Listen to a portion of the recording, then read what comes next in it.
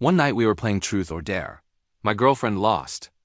And when someone asked what color her underwear was, her best male friend answered first, saying pink, then smiled at me and added that Willow had always treated him like one of her sisters. That he had even washed her underwear before and told me not to overthink it. Which made me curse at him on the spot and call him stupid, causing my girlfriend's expression to change immediately as she shouted that we were good sisters and asked what the hell he was saying, while her friends jumped in accusing me of not being generous and not acting like a real man. So I waved my hand and said I wasn't trying to be rude, but he was a grown man washing someone else's underwear, adding that my own underwear was washed by my best female friend and that next time Willow should wash his too, which made the entire private room fall dead silent, even Willow freezing mid-passive-aggressive sarcasm, before Makoto stood up accusing me of letting another woman wash my underwear, prompting Willow to snap back and call me disgusting. To which I shrugged and said my best female friend and I had grown up inseparable, never saw each other as the opposite sex. That I didn't even see her as a woman, that I'd known her for 20 years. And if anything were ever going to happen, it wouldn't be Willow's turn anyway. Telling her to relax as I rubbed her head and smiled confidently, only for her to flush red with anger as Makoto pulled her into his arms and coaxed her, saying I was just petty and jealous and to ignore me and make me sleep on the couch later, while Willow leaned against his chest and told me to stop competing with Makoto and be more generous since he was just blunt. Her friends backing her up and saying I shouldn't joke like that now that I had a girlfriend. So I asked why they didn't tell Willow to keep her distance from other men, only for her to cut me off saying Makoto was different. At which point I grabbed his pants and yanked them down, shouting whether he didn't have a penis, causing him to scream and scramble while Willow shielded him and yelled that I was insane.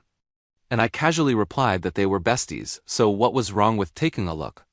Announced I had dinner plans with my best female friend and was leaving, waved them off, added that my best female friend had bigger boobs than Willow and they were comfortable to bury your face in.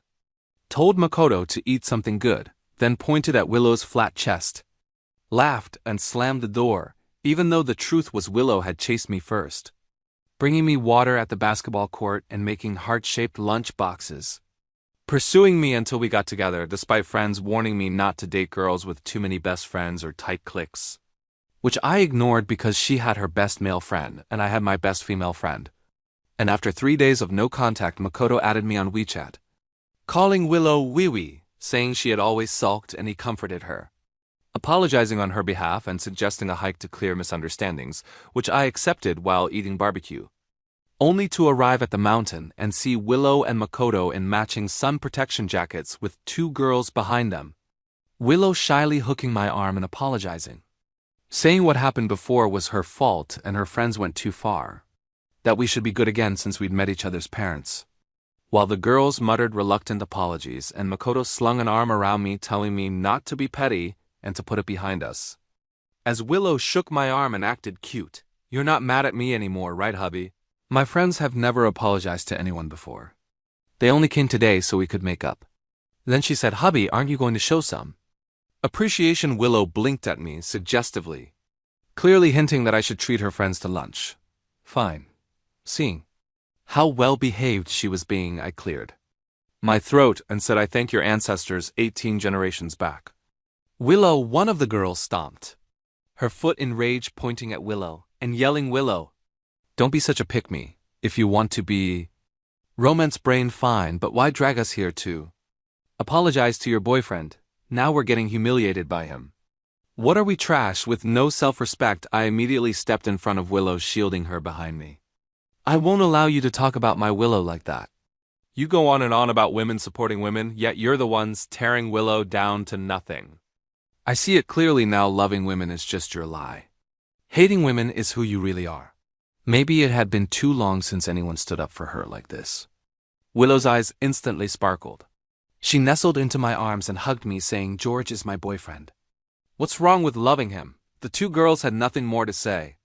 Willow then thoughtfully handed me some water. But when I noticed the lipstick mark she'd left on the rim, I quickly waved my hand and said I wasn't thirsty. The very next second, Makoto suddenly snatched the bottle from Willow's hand and tilted his head back, chugging it aggressively.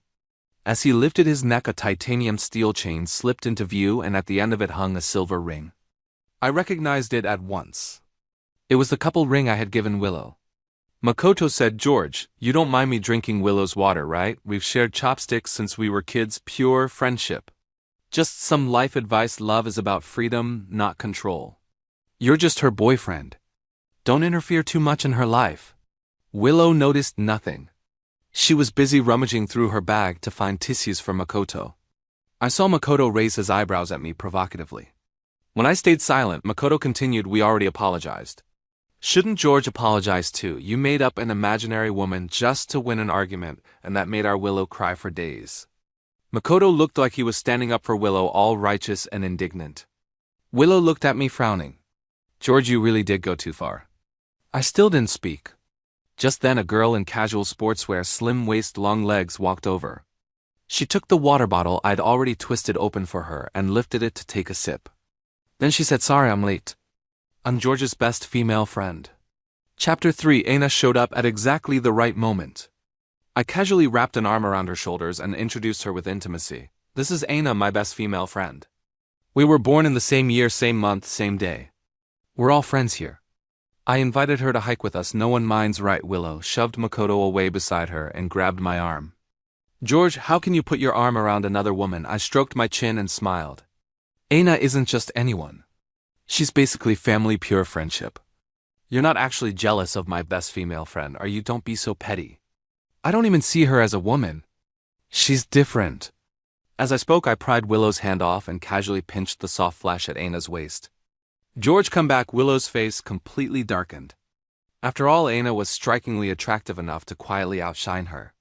Aina held my hand and deliberately revealed the couple ring on her finger. She said, "Don't misunderstand, sis. We grew up sleeping in the same bed. If I were into George, would there even be room for you?" Her voice was pleasant, emotionless, but the provocation was unmistakable. Willow's face flushed red with anger.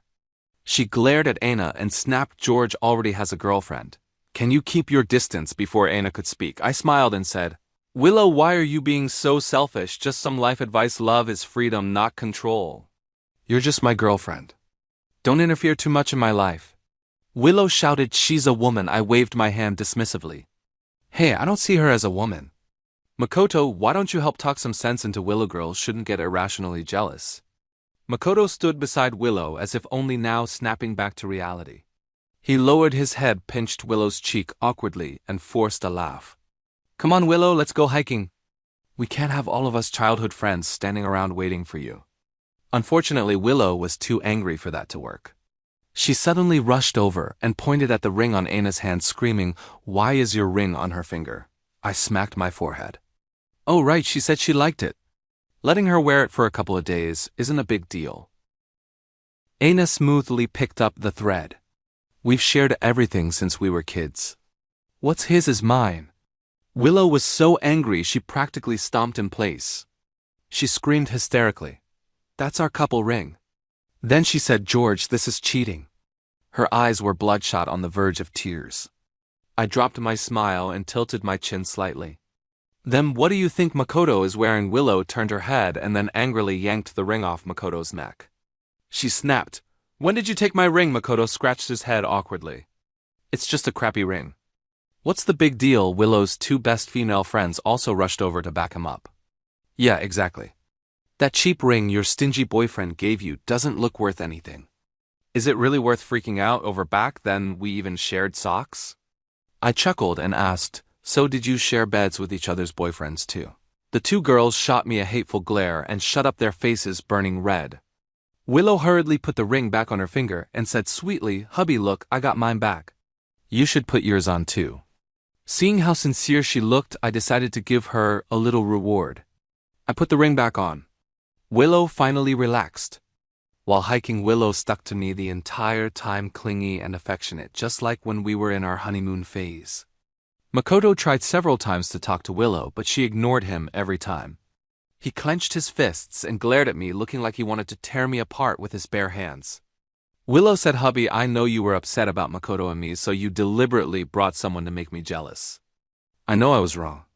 From now on, I'll definitely keep my distance from him." I glanced at her and didn't respond. Willow grew dissatisfied. How much did you pay to hire that actress before? I could react. She snatched my phone, checked my most recent transaction, and then exclaimed in shock. An actress who can't even do anything useful. Why waste that money? You might as well just give it to me. I took my phone back. Seeing the expense from buying a watch the day before yesterday, I smiled at her. Of course, I'm a man. Spending money on my girlfriend is only natural. Next month, I'll transfer all my living expenses to you. Willow excitedly threw herself into my arms. I meanwhile looked straight at Makoto. Makoto walked over and asked sourly, how much living money can you even have, George? You don't know this, but I used to transfer 3,000 to 5,000 to Willow at a time. He tried to sneak a glance at my phone screen, then turned to Willow and said, I'll transfer all of my living money for this month to you later. Willow checked my expression, rolled her eyes, and snapped, Do I need your pathetic little scraps? Can't you see my husband's unhappy? Makoto was speechless. But the next second he crouched down again with a gentle look on his face. Willow, let me carry you up the mountain, he said. The path ahead is rough. I'm afraid you'll twist your ankle. The two girls immediately chimed in, one after another. That's exactly it. If you don't cherish your own girlfriend, someone else will. Compared to cold bank transfers, girls prefer warm personal care. Makoto shot me a provocative glance. He continued, Willow, don't you remember that time you got lost in the mountains? I was the one who carried you home. Clearly his words stirred her memories. Willow's eyes instantly welled up with tears. Makoto then turned to me and said, We're pure friends. George won't mind. Right, George? I nodded with a cheerful smile, right? As I spoke, I crooked my finger at Aina and squatted down as well. All right, then, I said, see you at the summit. Aina climbed onto my back. I held her thighs firmly and said with a grin, We're all friends, I get it. This must be pure friendship too. I carried Aina forward. Willow ditched Makoto and chased after us. Unhappy, she complained, George. Didn't we agree no actresses? I answered awkwardly. Willow, Aina is my best female friend. Why won't you believe me? By the time we reached the summit, Willow had completely behaved herself. She didn't even look at Makoto. When everyone went to get their box lunches, Makoto walked up to me with a dark expression. He said, I really underestimated you. You think hiring someone to provoke Willow will make her give up what we have? Hey, impossible. I dropped my smile and asked him back. You like Willow? Makoto sneered, looking utterly confident. If you know what's good for you, you'll quit now. Willow can only be my woman. I shook my head. Makoto threatened, Luis, right? If you keep being so clueless, you'll end up just like him. Luis was Willow's ex-boyfriend. They had only dated for 40 days before he jumped into a river and killed himself. He'd been blackmailed, buried under massive debt, and in utter despair chose the dead end. I trembled and took half a step back. Makoto thought I was scared. Just as he flashed a smug smile at me, in the very next second I suddenly raised my hand and smashed my fist straight into his face. Chapter 4. The commotion was so loud that several people hurried over. I suddenly dove forward and threw myself onto the ground, my voice hoarse as I cried out, Willow, Makoto hit me out of nowhere. He's got violent tendencies. What does he have, some kind of XYY supermale syndrome? Makoto rushed up to me in 2 strides, clutching his face and roaring in rage. My nose is practically broken from you punching me. Who the hell has XYY syndrome here? One of Willow's friends, said Willow. You can't let your romance brain take over and lose all sense of right and wrong. Makoto is clearly the victim. Willow asked me angrily what was going on. Makoto suddenly shoved me aside and staggered up to her, his face smeared with blood as he shouted, Are you blind? There's still my blood on his hand. How could I be the one who hit him? Did I beat him with my face? Willow frowned at me. George, how could you hit someone? You've really gone too far. I sighed and said, But Makoto told me to watch out in case Luis comes looking for my life in the middle of the night. The moment the words left my mouth, not only Willow froze, so did the other 2 girls. After all, Luz's death had a lot to do with them. The very next second, slap. Willow swung her hand and slapped Makoto hard across the face, shrieking, You lunatic, we're done. Don't ever contact me again. She turned around and left with me. From behind us, the 2 girls' complaints could still be heard. Didn't we agree never to mention that name again? Makoto, are you out of your mind? None of that mattered. What mattered was that Willow promised me she would never have anything to do with Makoto again. After Willow left, I wiped my hands hard with a wet wipe. I poured Aina a glass of water and asked, How's Luis? She took a sip, her expression dark. I nodded and took a deep breath. 3 days passed and it was Willow's birthday. The birthday party was held at my villa. It was the same familiar group of friends, except Makoto wasn't there this time. Willow clung to my hand affectionately and said in a sweet, clingy voice, "Hubby, I really love you to death. How about we get engaged in a couple of days, hey?" Before cutting the cake, her friends insisted on giving her their gifts first. A huge cardboard box was pushed in. Amid the crowd's cheering, Willow was urged to open it. The lid lifted and Makoto suddenly stood up inside the box holding a bouquet of flowers. "Happy birthday." I was speechless. What was this straight out of some over-the-top drama hero cliché? Everyone screamed. They all looked at Willow with envy. Calm and composed, I watched Willow take the flowers from Makoto and asked, "Didn't you say you cut off contact?" Willow said, "Hubby, Makoto is still my childhood friend after all." I ignored him for a full 3 days already. What more do you want from me? He knows he was wrong. Besides, you weren't innocent either. Makoto told me Aina is from the performing arts department at your school. She was an actress you hired on purpose. You really pissed me off. How could you be that intimate with another woman? I looked at her expressionlessly. Then what's Makoto doing hiding in a gift box right now? Did he think of himself as the present? I asked. Should I move a bed in for the two of you while I'm at it? Makoto's face darkened as he shouted defensively. How can you insult the pure relationship between Willow and me like that? Back then I held it in so badly I only masturbated thinking about her. We never even slept together. George, stop overthinking everything. Willow echoed me immediately. Yeah, hubby. Don't be so petty. I'd never have feelings for him. I put on an exaggerated look of surprise. No feelings, Makoto. Are you impotent or something? My best female friend passed out last time. Makoto was instantly left speechless. I said, looks like the gift Aina helped me prepare for you is actually pretty fitting. As I spoke, I presented the extra-large Cyberpunk 2077 style magic wand. The scene froze again in total awkward silence. The smile on Willow's face vanished in an instant. George, I already told you. Stop hiring actresses to provoke me. I'm not going to believe it. I spread my hands and smiled. Why won't you believe it? Aina and I have been classmates since kindergarten. You can ask anyone. Look at you getting worked up again. We're just doing this for your happiness, aren't we? Willow suddenly grabbed my hand and screeched. George, even if you're childhood friends, you can't be this disgusting. I pointed at Makoto and said, what's disgusting about it? She's my best female friend. How can you insult our pure relationship like that? Or do you think Makoto is disgusting too? Willow froze. Her face turned red as she stammered for a long time without getting a single sentence out. In the end, as if giving in, she clutched my sleeve and said, Hubby, stop seeing that, Aina. We're about to get engaged. I asked innocently, then what about your best male friend? Willow suddenly slapped Makoto across the face and shouted, what are you still doing here? Get out. Makoto, don't ever show up in front of me again. Makoto exploded in rage outside the door. You cheap bitch, you think you can dump me now? Got bold, huh? Don't forget how I used to coax you to sleep. When you were feeling good, why didn't you tell me to get lost? I pushed Willow aside slightly and smiled at Makoto. Makotini, why are you so hung up on this? Aren't you two just besties? Makoto glared at me viciously. Don't get cocky. Just you wait. With that, he stormed off. I turned to Willow and said gently, I'm not forcing you to completely cut him off. Go talk it out properly.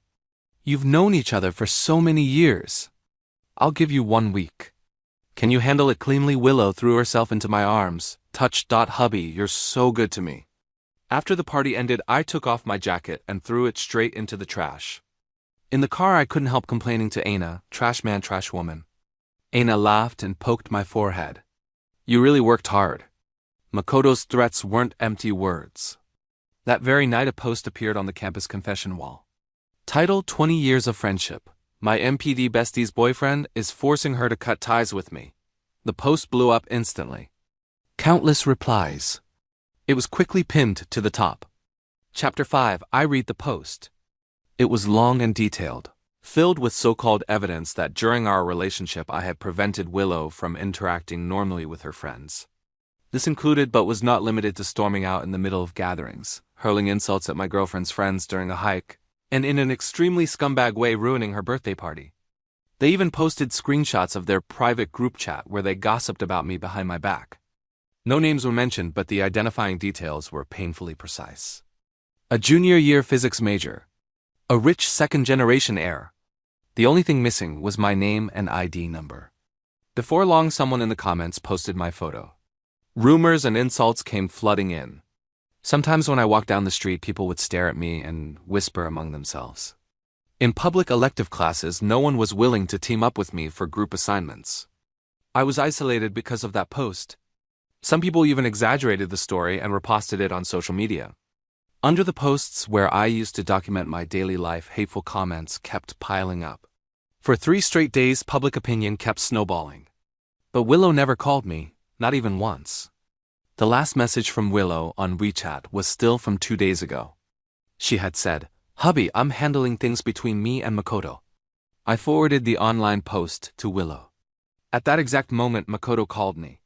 He laughed and said, "George, scared now, you don't get a good ending when you mess with me." His voice was twisted with smug delight. I replied calmly, "Aren't you afraid I'll tell Willow?" Makoto burst into laughter, his laugh dripping with mockery. "George, you don't seriously think Willow would cut me off, do you?" he said. "Let me tell you the truth. Her phone is in my hands right now. I've already deleted the message you sent her." As he spoke, Makoto opened the bathroom door. Immediately, the sound of Willow chatting and laughing with her friends came through. Makoto sneered. "She's just playing around with you. I've known her for over 20 years. Break up with Willow as soon as possible. Otherwise, I've got plenty of ways to ruin your reputation completely." I paused for a moment, then asked, "Did you warn Louise the same way back then?" Makoto was silent for a long time before lowering his voice. "None of your damn business," I said coldly. "Aren't you afraid he'll come after you for revenge?" Makoto's tone remained full of disdain. "Just like you, both idiots. You were all just part of our game." He really thought he'd found true love. Messing with him was as easy as messing with a dog. Even if he turned into a ghost, I wouldn't be afraid of him. "George, I'm warning you, get the hell out on your own, or you'll go keep that idiot Louise company." With that, Makoto hung up. I did nothing, letting the online outrage continue to ferment. 4 days later, Willow came back. She happily threw herself into my arms. She said, "Hubby, we've talked it all through. He won't appear in front of us ever again." I opened that post, tossed my phone in front of her, and said, "Let's break up." Chapter 6. Willow wasn't going to break up with me. Not only because I was the big fish she had finally managed to hook, but also because weeks of emotional manipulation had slowly pulled her under. So she suddenly stood up and blocked my way, her voice choking as she said, "George, didn't we agree that once the relationship was cut off, we'd be fine?" I pointed at the phone on the table. "Look at it yourself." Willow picked up the phone and skimmed through it at lightning speed. 2 minutes later, she handed it back to me in panic. I didn't know about any of this," she said. "I'll clarify it right now. I'll say that I cut ties with him willingly, that you never forced me." She tried to grab my arm, but I shoved her away.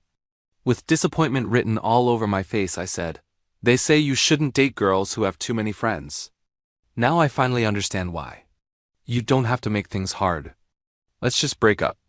With that, I grabbed my coat, turned around, and left. That afternoon, when I got out of bed, I saw that Willow had posted statements on the campus message wall, the forums, and every major online platform. The firepower immediately shifted. Not only did public opinion fail to calm down, it completely turned against Willow. Comments calling her love-brained, a pick-me, and a man-pleaser almost flooded the screen. Photos of Willow red-eyed and begging me for forgiveness were taken and spread everywhere online. That night, Makoto cornered me at the school gate. His face was ashen with rage. He shouted, "George, you piece of trash.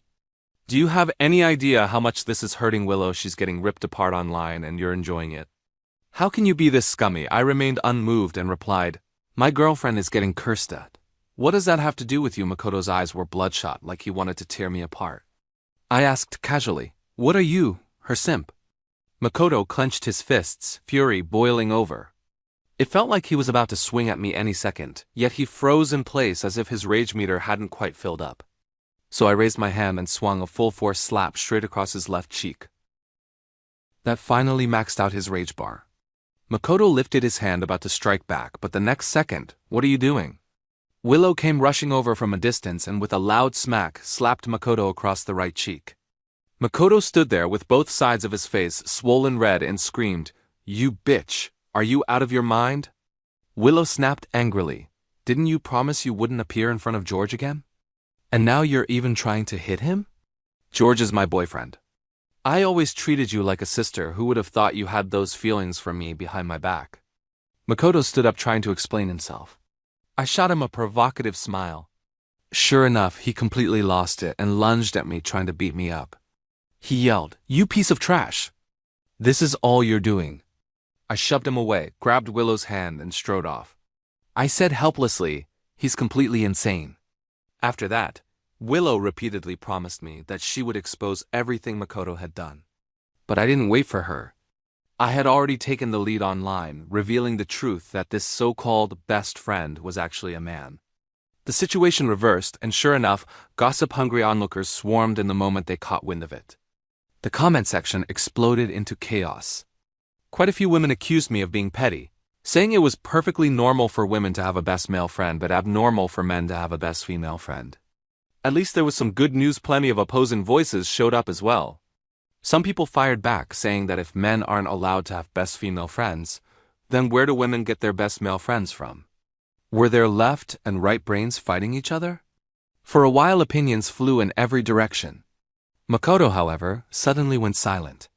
It wasn't until the following afternoon that he finally sent me a message. He said, "George, you'll never be able to beat me. Willow will always be mine." Sure enough, not long after that, Willow issued another clarification. This time she said she had always treated Makoto like a sister, claiming he was gay and that they had known each other for over 20 years. There was nothing dirty going on. She even posted their usual chat records. They really did look like normal conversations. There were even a few lines where Makoto had spoken up for me. More evidence emerged. Because of Willow's stance, I found myself at a disadvantage once again. When Aina called me, I was in Luz's hospital room. The person on the bed lay peacefully with his eyes closed, his face pale. At least he had made it off the emergency table, but he still hadn't woken up. Luis and I grew up together. He was quiet by nature, intelligent and hardworking. Back then, he was the best student in our class, the teacher's favorite. Even my parents would occasionally sigh and say it would be great if I were as smart as Luis. Sometimes I felt jealous.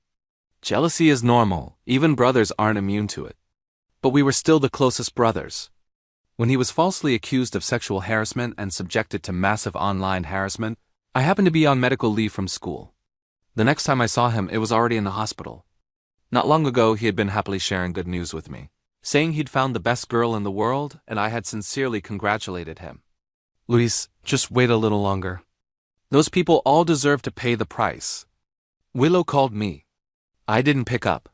It wasn't until the phone rang for the 5th time that I slowly answered. "George, can we meet?" Willow's voice was anxious and trembling, desperate to explain herself. She said, "There are some things I can only explain to you face to face. Hubby, I love you. You have to believe me." I said slowly, word by word, seeing me get torn apart online. "Are you and Makoto satisfied now?" "Willow, I have no interest in being part of your little game." Willow said, "Hubby, I didn't. Please believe me one more time. Can we meet, okay?" I agreed to meet her the next afternoon at 3 o'clock.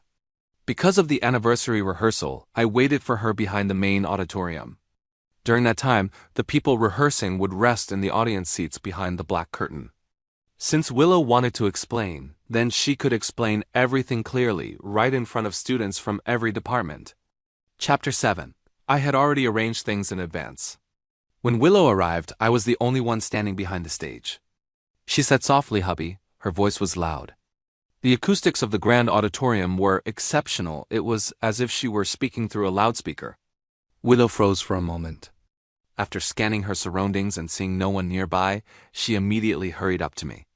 She threw herself into my arms and hugged me tightly. "Hubby, listen to my explanation." I pressed my hand to her shoulder and pushed her away. Stepping a little closer to the black curtain, I demanded how she planned to explain herself, reminding her that she had sworn to stop contacting Makoto, asking why she had lied online to clear his name, why she protected him from curses while letting me be torn apart for days, and finally asking whose girlfriend she really was. And under my questioning, Willow immediately claimed she was my girlfriend and that she and Makoto were only pure friends, stammering that their situation was complicated and unable to explain. prompting me to raise my voice and ask how it was complicated and whether he was secretly her father, which made her press her lips together, shake her head, look into my eyes as if deciding something, and finally confess that he was the father of her child.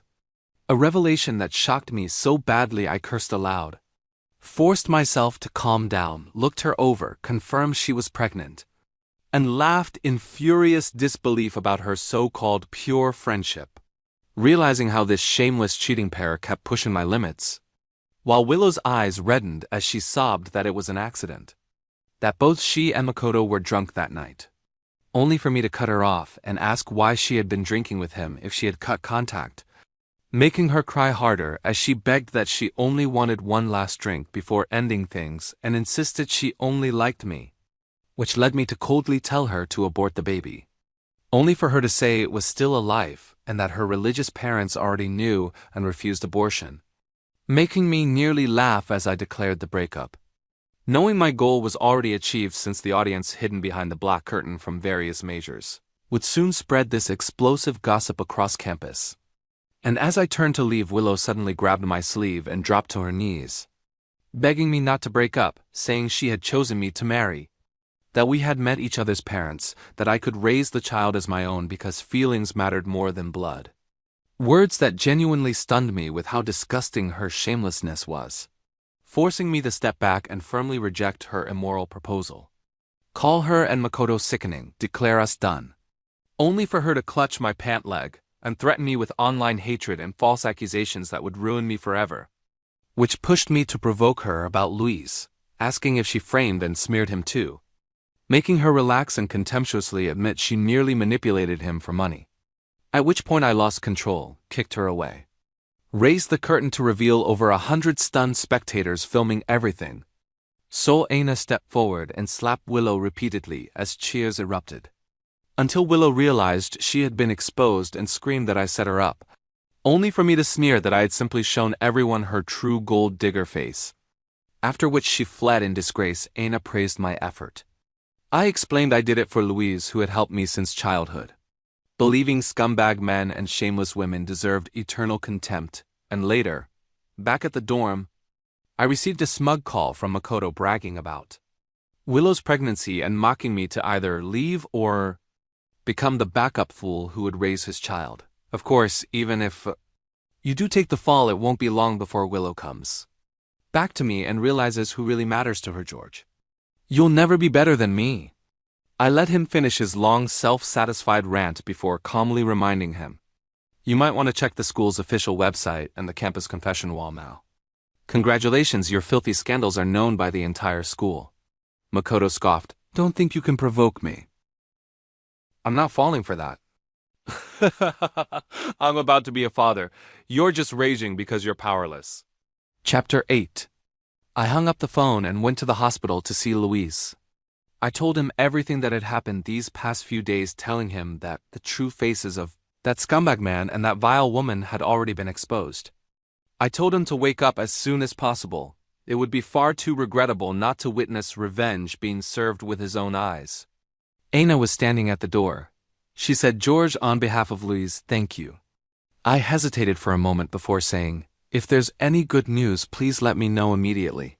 Aina is Louise's twin sister. The moment the idea of taking revenge on Willow appeared in my mind, I went to her to discuss it. When I got back and was left alone, I posted all the evidence I had collected in the past online as well.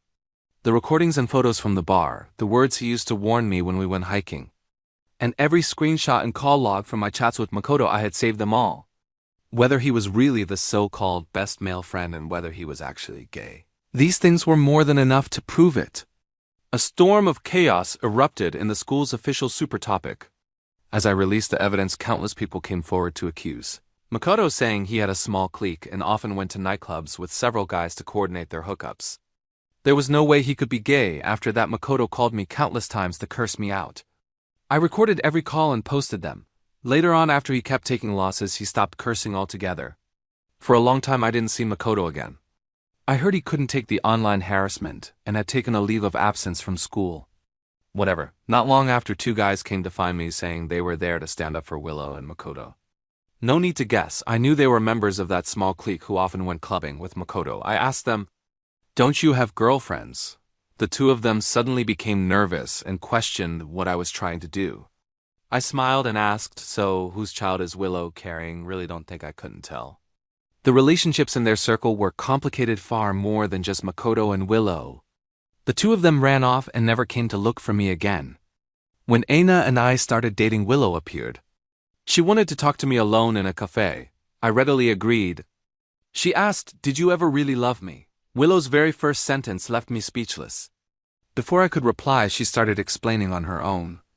"I was really drunk that night," she said. "I don't remember anything. I didn't mean to betray you. I truly don't have any other feelings for Makoto." I shook my head. "I never loved you. If you really don't remember anything, I can give you a friendly reminder. When the time comes, don't forget to ask Makoto for a paternity test." Willow's face instantly turned pale and she hurriedly left.